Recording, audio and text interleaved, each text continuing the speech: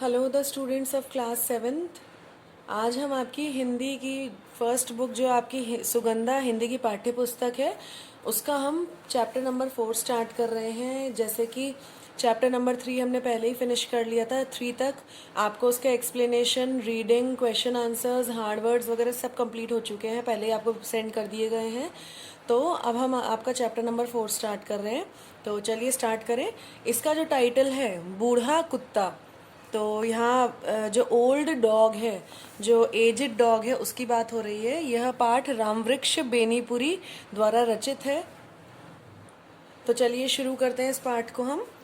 बार बार दुत्कारे जाने, झड़ुआए जाने पर भी यह कुत्ता बरामदे के बाहर अगले पैर खड़े करके और अपने पिछले भाग को जमीन से सटाकर धीरे धीरे पूंछ हिलाता हुआ करुण सजल नेत्रों से मेरी ओर देखने लगता है। तो समझ में नहीं आता क्या किया जाए। बूढ़ा हो गया है यह, समूची देह में खौरा लग गया है, जिसे अपने ही पंजों से खरौंद खरौंद कर इसने सारे बदन में घाव कर लिए हैं। शरीर से बदबू आती है, ऐसी कि उबकाई आ जाए। फिर भला इसे कौन बरामदे में चढ़ने दे, घर में आने दे। ज्यों ही वह इस ओर बढ़ा, हर मुंह से दुत्कार फटकार बरसने लगती है। तो भी यह नहीं मानता। फिर तो इस पर झाड़ू से, छड़ी से, खड़ाऊ से, जूतों से भी मार पड़ने लगती है। मार खाने पर भी यह तब तक मुड़ने का नाम नहीं लेता जब तक कि चोट असह नहीं हो जाती। तब तक कूकू करता है। यह बरामदे के नीचे तो उतर जाता है, किंतु वहां से भागने का नाम नहीं लेता। तो यह बैठ जाता। तो यह जो पाठ है एक बूढ़े कुत्ते के ऊपर है, जो कि बहुत बीमार रहता है, बूढ़ा हो चुका है।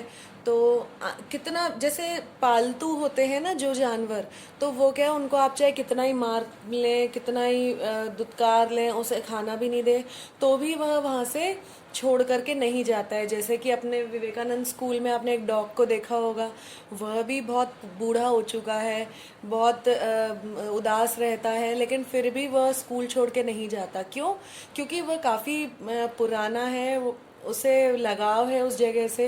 तो इस तरह से इसके अंदर भी ऐसा ही है कि अगर है ना, यहाँ पर जैसे कि अगर वो बीमार चल रहा है तो वो क्या करेगा, वो धीरे धीरे पूंछ हिलाता हुआ और बिल्कुल उदास होकर के नेत्रों द्वारा जो यहाँ लेखक है उनकी ओर देखता है। तो वो समझ में नहीं आता है उसे कि वो क्या करे, और हमें भी समझ में नहीं आता है यहाँ पे कि हम किस तरीके से उसे भगाएं, क्योंकि कोशिश करी है यहाँ पे लेखक ने कि उसे दुत्कार फटकार फटकारें, झाड़ू से मारे, छड़ी से मारे, खड़ाऊ से, जूतों से, सबसे मारे, लेकिन फिर भी क्या है, वो वहीं पड़ा हुआ है, उसमें से स्मेल आती है, उल्टियाँ करता है, बदबू आती है, लेकिन फिर भी वह कूं कूं करते हुए बरामदे से नीचे उतर जाता है, लेकिन वहां से भागता नहीं है। ठीक है, तो यह बैठ जाता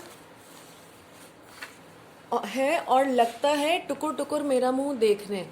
एक मित्र ने कहा, कुचिला खिला कुचिला खिला दीजिए, मर जाएगा। एक बंदूकधारी मित्र बोले, 50 पैसे भी बर्बाद ना होंगे, गोली से उड़ा देता हूँ। सोचता हूँ इसकी इस बुरी गत से मौत अच्छी होगी, किंतु चाहकर भी कभी मुंह से हाँ नहीं निकाल पाता। बहुत दिनों से हमारे घर में है, इसका जन्म कहाँ हुआ पता नहीं, बचपन भी कहाँ बीता इसकी भी खबर नहीं। एक दिन गर्मी की दोपहिया में एक मोटा ताजा पिल्ला मेरे घर में ना जाने कब घुस आया और खाट के नीचे लेट गया। वह थका था, गर्मी से परेशान, खाट के नीचे की ठंडी जमीन उसे सुखद लगी। वह चुपचाप लेटा हुआ जोरों से हाँफ रहा था। मैं खाट पर चैत की दोपहिया की झपकी ले रहा था। एक समान ताल से निकलने वाली हाँफने की आवाज़ से मेरी आँख खुल गई। इधर उधर देखा, कुछ नहीं। खाट के नीचे देखा तो सबसे पहली नज़र इसकी चमकती आँखों पर पड़ी। उस दिन भी इसकी आँखों में ऐसी ही सजलता और करुणा पाई थी। जैसे कि आप यहाँ पिक्चर देख सकते हैं, लेखक द्वारा बताया गया है कि उसे है ना बहुत सारे लोगों ने, उसके मित्रों ने ये बोला कि उसे है ना कुचीला खिला दो मर जाएगा, और एक पिस्टल बंदूकधारी जो मित्र था उसने बोला कि पैसे बिल्कुल भी खर्च नहीं होने दूंगा मैं आपके, इसको गोली से उड़ा देता हूँ ताकि मर जाएगा। तो कभी कभार लेखक ने सोचा कि इसकी बुरी गत से तो मौत ही अच्छी है, लेकिन फिर क्या हुआ, लेकिन चाह करके भी उससे हाँ नहीं निकली मुंह से, है ना। क्यों नहीं निकली? क्योंकि जो लेखक है उसको भी इस कुत्ते में मोह दिख रहा था, और इस कुत्ते को लेखक के अंदर मोह दिख रहा था, इसीलिए ना तो ये छोड़ के गया और ना ही लेखक ने इसे मारा। तो ये इसका जन्म कहाँ हुआ, कहाँ ये बड़ा हुआ, कहाँ इसका जीवन यापन हुआ, क्या खाता था, कुछ पता नहीं है। लेकिन जब बाद में लेखक द्वारा इसे पाला पोसा गया, तब लेखक ने इसकी अच्छे से इसकी सेवा करी थी, है ना। तो जैसे कि क्या हुआ था, एक दिन ये जब छोटा था, पिल्ला था, तब एक अचानक गर्मी लगी होगी इसको, तो ये इसके लेखक के खाट के नीचे आकर के बैठ गया, और इसको वहाँ सुकून मिला, बहुत अच्छा लगा, तब से ये इसके साथ में ही रहता है। इसकी शरीर धूली धूसरित था, इसका शरीर धूली धूसरित था। इसके बदन पर दांत के कई दाग थे जिनसे ताज़ा खून टपक रहा था। अतु अतु कहकर बुलाया। इसकी करुण आंखें आनंद से चमक उठी, किंतु बेचारे की हिम्मत नहीं हुई कि बाहर आए। मैं जाकर थोड़ी दही भात ले आया और खाट के नीचे ही रख दिया। उसे खाकर फिर यह लेट गया, मैं भी खाट पर सो गया। जब शाम को नींद टूटी और मैं गांव की ओर निकला तो देखा यह मेरे पीछे पीछे लगा है। अपनी अधिकतर सीमा के अंदर एक अपरिचित को देखकर गांवों में कुत्ते भौंकने लगे। एक दो इसकी ओर टूटे भी। जब वे टूटते यह मेरे पाँवों के बीच आ जाता, मैं उन्हें धुतकार देता, किंतु धीरे धीरे इसने किस प्रकार उनसे दोस्ती गांठ ली, यह उनमें से एक हो गया। इसका वर्णन करके समय क्यों बर्बाद करूं। अच्छा भोजन, घर भर का प्यार और सुरक्षा पाकर थोड़े ही दिनों में यह एक अच्छा खासा कुत्ता बन गया। रोए चिकना गए, बदन के दाग मिट गए। जिसे कभी सुरक्षा चाहिए थी वह मेरे घर आंगन का प्रहरी बन गया। जो कुत्ते उस दिन इस पर भौंक रहे थे उन्हें भी इसे सरदार मान लिया। वह संकोचशील पिलपिला किशोर अब एक प्रगल्भ सबल युवक था। गांव से दूर हटकर खेत में घर बनवा लिया। इतने पैसे कहाँ थे कि रात भर पहरा देने के लिए कोई संतरी रख सकूं, और स्वयं कहाँ तक जागा जाए। तो भरोसा था तो इसी कुत्ते का। ज्यों ही हमारी नींद लगी इसने घर के आसपास चक्कर लगाना शुरू किया, और ज्यों ही दूरी पर किसी को देखा या जरा सी आहट पाई कि लगा भौंकने। जब तुरंत नींद लगी हो, इसका भौंकना कितना बुरा लगता था। प्रायः बाहर आके इसे डांटता, डांटने पर यह चुप हो जाता।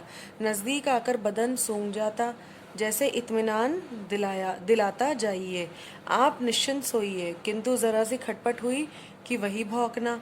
आप सोइए ना सोइए, कुत्ता ऐसा नहीं होने देगा कि आपके घर में कोई चोरी हो जाए। और इसके बावजूद जो एक बार चोरी हो गई तो क्या उसमें इस कुत्ते का कोई कसूर है। हमारे घर में एक शादी होने वाली थी। दिन रात धूम रही। रात में बड़ी देर तक गांव की स्त्रियां आती जाती रहीं। जब घर के लोग सोने गए तो ऐसे सोए कि जैसे घोड़े बेचकर सोए हों, और यह कुत्ता घर के सामने आकर गला फाड़ फाड़ कर भौंकता रहा। तो यहाँ पे बताया गया है कि जब लेखक द्वारा जब इस कुत्ते का पालन पोषण किया गया तो अच्छा हो गया वो काफ़ी। जैसे कि आप लोगों के पास भी डॉग्स होंगे ही सही, कोई अलग अलग ब्रीड्स के डॉग्स होते हैं, तो आप उनकी केयर कैसे करते हो। उसे पेडिग्री खिलाते हो या फिर चपाती या कुछ भी, जो भी आपके डॉगी खाते हैं उसे आप खिलाते हो, तो खिलाने के बाद में उसकी हेल्थ बन जाती है। तो वो क्या करता है, वो आपकी घर की देख रेख करता है, सेफ्टी करता है, चोरों से, थीफ से बचाता है। तो वही चीज़ यहाँ पर हुई। तो क्या हुआ कि वह जो लेखक था उसने कहीं गांव में अलग जगह पर खेत में घर बनवाया, तो उसके पास इतने पैसे नहीं थे कि वो अलग से प्रहरी रख सके। तो उसने क्या करा, वो कुत्ते को ही अपने प्रहरी के रूप में रखा वहाँ पर। तो उस पर विश्वास किया और कुत्ते ने भी पूरा विश्वास का अच्छा सिला दिया। जैसा कि हमें पता है, हमें मालूम है कि कुत्ता एक वफादार जानवर है। तो वह उसने क्या किया कि जब भी लोग सो जाते थे रात में, जब लेखक सो जाते थे, तो उस टाइम पर जो कुत्ता था वो पूरे घर की देखरेख करता था। अगर मान लीजिए कोई आता है घर के अंदर या फिर कोई चोर आ गया, तो वो भौंक भौंक के पूरे गली मोहल्ले वालों को, पूरे घर वालों को उठा लेता था। अचानक रानी की नींद टूटी और वे अपने कमरे से बाहर हुई तो कुत्ता घर के पीछे की ओर भौंकता हुआ दौड़ा। उन्हें कुछ संदेह हुआ। वह लोगों की को जगाने लगी, शोर करने लगी। जब रोशनी की गई, देखा गया घर में सेंध है, कुछ चीज़ें चली गई है, किंतु इस कुत्ते ने ही बचा लिया, नहीं तो उस दिन सर्वनाश ही होता हो गया होता। दिन में देखा चोरों ने कई बार कुत्ते पर आक्रमण किया था। एक बरछा तो ऐसा लगा कि कहीं यह कतरिया न गया होता तो उस दिन इसका वारा न्यारा ही हो गया होता। यह कुत्ता थोड़े दिनों में जान गया कि यद्यपि घर का मालिक मैं हूँ, किंतु यहाँ तो राज्य जहांगीर का नहीं, नूर जहाँ का है। अतः रानी के प्रति सदा ही इसकी अधिक प्रीति और भक्ति रही। जब रात पालकी पर अपने मायके गई, यह उनकी पालकी के साथ साथ उनके मायके तक गया और जब तक वे रहीं सदा उनके पलंग के नीचे सोता रहा। जैसे कि यहाँ रानी के बारे में बताया गया है, तो रानी के पीछे पीछे कुत्ता दौड़ा और वहाँ पर जब शोर मचा, जैसे लोगों को जगाने के लिए रानी ने हल्ला मचाया, शोर मचाया, तो वहाँ पर देखा कि घर में सेंध घुस आई है, सेंध है ना। तो इस कुत्ते ने बचाया सबको, नहीं तो सर्वनाश हो गया होता। फिर उसके बाद में जब रानी अपने पीहर गई तब क्या करा, कुत्ता भी उनके साथ साथ गया वहाँ पर जहाँ पर रानी सोती थी, उनके पलंग के नीचे ही वह सोता था। तो बहुत अच्छे तरीके से इसने अपनी रानी की सेवा की।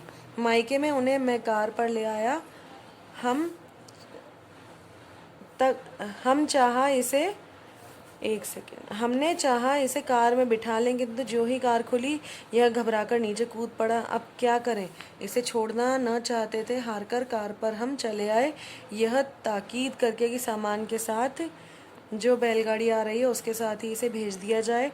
दूसरे दिन घर पर ही हम इसकी प्रतीक्षा में थे कि यह झट से सामने आ खड़ा हुआ। अरे यह क्या, सारा शरीर धूसित धूसरित है, शरीर में कितने जख्म है। लगता है जो ही हमारी कार आंखों से ओझल हुई, यह बैलगाड़ी की प्रतीक्षा किए बगैर वहां से निकला और रास्ते भर अपने बिरादरी वालों से लड़ता झगड़ता, उनके अनेक व्यूहों का अभिमन्यु सा चीरता रात में कहीं थोड़ा विश्राम कर भोर होते ही हमारे यहाँ पहुँच गया।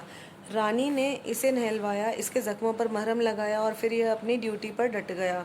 आप ही बताइए, ऐसे स्वामी भक्त कर्तव्य परायण साहसी जीव के साथ क्या वही व्यवहार करना उचित है जो हमारे मित्र बताते हैं? किंतु जब जब इसे इस रूप में देखता हूँ, चित्त उद्विग्न हो जाता है। इसकी हालत देखकर नहीं, संसार की हालत पर, और कुछ अपना भविष्य सोचकर भी।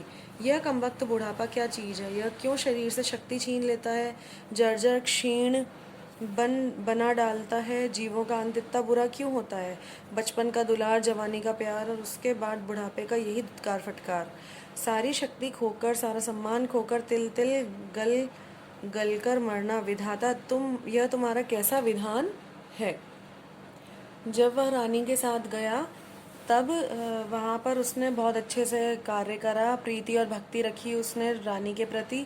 लेकिन जब रानी वापसी में, जब उन्होंने पालकी के साथ अपने मायके तक लेके गई उसको, उसके बाद में उन्होंने सोचा कि इसे हम कार में लेकर के और इसे कहीं पर छोड़ दें। मन तो नहीं चाहा उनका, लेकिन फिर भी जैसे ही उन्होंने कार का गेट खोला, वह घबरा करके नीचे कूद पड़ा और फिर उसके बाद में रानी ने क्या किया, गाड़ी को रवाना कर दिया और उस कुत्ते को वहीं पर ही छोड़ दिया। अब रानी का मन तो नहीं था, लेकिन फिर भी उन्होंने क्या किया, उस कुत्ते को वहीं पर ही छोड़ दिया। लेकिन जब कुत्ता प्रतीक्षा कर रहा था कि वह गाड़ी वापस आएगी, लेकिन उसको वहाँ पर निराशा ही हाथ लगी, वहाँ पे गाड़ी वापस नहीं आई और बैलगाड़ी का जो रानी ने बोला था कि बैलगाड़ी आने के बाद वह इसे बैलगाड़ी में बिठा करके कहीं अच्छी जगह पर छोड़ देगी, तो वो भी नहीं हुआ। तो कुत्ता वहाँ पर वो बिना देर किए फटाफट वहाँ से भाग करके जैसे तैसे उसने वापस से वहाँ घर पहुँचा, रानी के सामने पहुँच गया। अब जब तक वो नहीं पहुँचा था, रानी की आंखें उसी को ही निहार रही थी, सोच रही थी कि वह कैसा होगा, क्या करेगा वहाँ पर।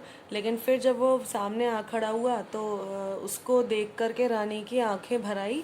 क्यों? क्योंकि उसका पूरा शरीर मिट्टी में हो रहा था, जख्म हो रहे थे, आँखों में बहुत ज़्यादा मतलब पानी, वो आंसू भरे हुए थे, थका हुआ लग रहा था। तो इस तरीके से था। तो रानी ने क्या करा कि उसे नहलाया और नहलाने के बाद उसके ज़ख्मों पर मरहम लगाया। मरहम लगाने के बाद वापस से वो अपनी ड्यूटी पर डट गया।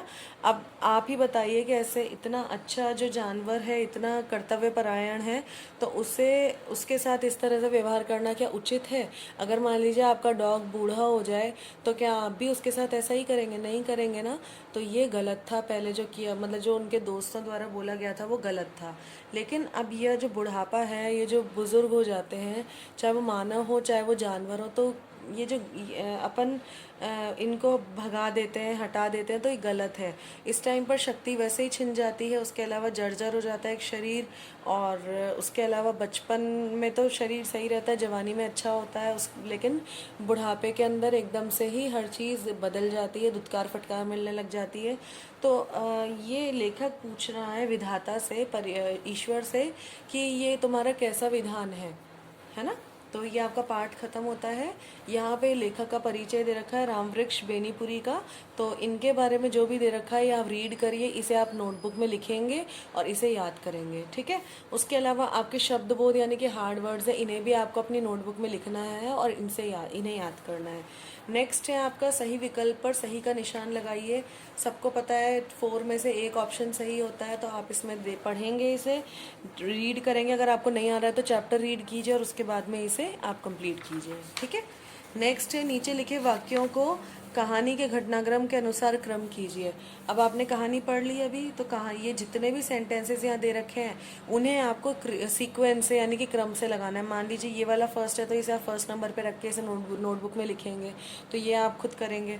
वाक्यों का भाव स्पष्ट करना है, तो यहाँ पे दे रखा है जिसे कभी सुरक्षा चाहिए थी वही मेरे घर आंगन का प्रहरी बन गया। इसको कैसे आप स्पष्ट कर सकते हैं? ये आप ऐसे स्पष्ट करेंगे कि मान लीजिए जैसे कुत्ता था तो कुत्ता बीमार था, है ना। तो जब वो बीमार था, उसके जख्म लग रहे थे, तो उस वक्त तो उसको सुरक्षा स्वयं को चाहिए थी, लेकिन उसने क्या किया, उसने स्वयं की फिक्र ना करते हुए उसने जो आंगन था, घर आंगन था, वहाँ पर उसकी रानी का जो घर आंगन था उसकी रक्षा करी, इधर लेखक की रक्षा करी। तो क्या किया यहाँ पर, ये इसका एक्सप्लेनेशन है, तो इसका भाव इस तरह से लिखेंगे। अनेक व्यूहों को अभिमन्यु सा चीरता रात में कहीं थोड़ा विश्राम कर भोर होते ही हमारे यहाँ पहुँच गया। तो अनेक व्यूह यहाँ पे वो है जैसे रास्ते के अंदर उसको पता नहीं क्या क्या मिला वहाँ पर। तो ये सारी चीज़ें आपको उसमें पाठ में से देख के इसको एक्सप्लेन करना है। रात में उसने रेस्ट किया होगा थोड़ा सा और फिर वापस से सुबह जैसे उसको उजाला मिला, उसे रास्ते दिखाई दिए, वो वहाँ पर वापस से पहुँच गया, ठीक है। तो इस तरह से आप भाव स्पष्ट करेंगे। ये प्रश्न उत्तर हैं, इन्हें आपको करना है क्योंकि आपने सबने पढ़ लिया और आप बड़ी क्लास में हैं, तो आप अपने आप इसे करेंगे। फिर आपका मुहावरा चुनकर आपको रिक्त स्थान में लिखना है। तो ये दे रखे हैं आपको सेंटेंस। अब सेंटेंस के अकॉर्डिंग आपको मुहावरे यहाँ लिखने हैं, ठीक है। नेक्स्ट है आपका शब्दों के विलोम शब्द। विलोम शब्द आपको आते हैं हिंदी पर्याय, यानी कि इनका जो शब्द है इनका हिंदी मीनिंग यहाँ पर लिखना है। नेक्स्ट है आपका नीचे लिखे शब्दों को उदाहरण के अनुसार लिखेंगे आप। दुत्कार फटकार है तो दुत्कार और फटकार, मोटा ताज़ा मोटा और ताज़ा, इस तरीके से आपको इन्हें लिखना है, ठीक है। अब आपका नेक्स्ट है यहाँ पे नीचे लिखे वाक्यों के रिक्त स्थान में उचित क्रिया विशेषण शब्द चुनकर लिखिए। तो क्रिया विशेषण आपको पता है, इनको यहाँ रीड करेंगे। इनमें जो भी ये जो आपको हिंट दे रखे हैं जो फिट हो जाए वो आप यहाँ पर लिखेंगे, ठीक है। अब इनके आंसर्स का भी मैं आपको एक बार फोटो भेज देती हूँ, अभी इसी ग्रुप में ही, मतलब इसी वीडियो में ही आपको दे रही हूँ। जैसे कि आप देख सकते हैं ये आपके आंसर की है, बूढ़ा कुत्ता पार्ट 4। तो पाठ बोध पहले आप स्वयं करेंगे और उसके बाद में इनमें से चेक करेंगे आप, ठीक है। तो पाठ बोध आपका आ गया, ये आपके फर्स्ट सेकंड, इधर भाव आ गए आपके दोनों। प्रश्न जो 4th है आपका उसमें क्वेश्चन आंसर है, तो क्वेश्चन आंसर आप यहाँ देख सकते हैं, सारे लिखे हुए हैं इसमें, है ना। तो आप पहले अपने स्वयं अपनी भाषा में लिखेंगे, उसके बाद इनमें से आप इसे चेक करेंगे। नेक्स्ट है यहाँ पे उसके बाद के आंसर्स। ये देखिए आपको कैसे वीडियो को स्टॉप करना है आपको पता है, उसके बाद में स्टॉप करके आप इनसे अपने आंसर्स को चेक कर सकते हैं। फिर आपका व्याकरण बोध आ गया है। व्याकरण बोध में आपका 5th आ गया, 6th 7th 8th 9th और ये आपका 10th, ठीक है। तो ये आज आपका चैप्टर फिनिश होता है। योग्यता विस्तार और जीवन मूल्य आप स्वयं करेंगे। तो इसके बाद आपका पार्ट 5 है जो हम बाद में करेंगे, ठीक है। तो चलिए, all the best, bye bye everyone.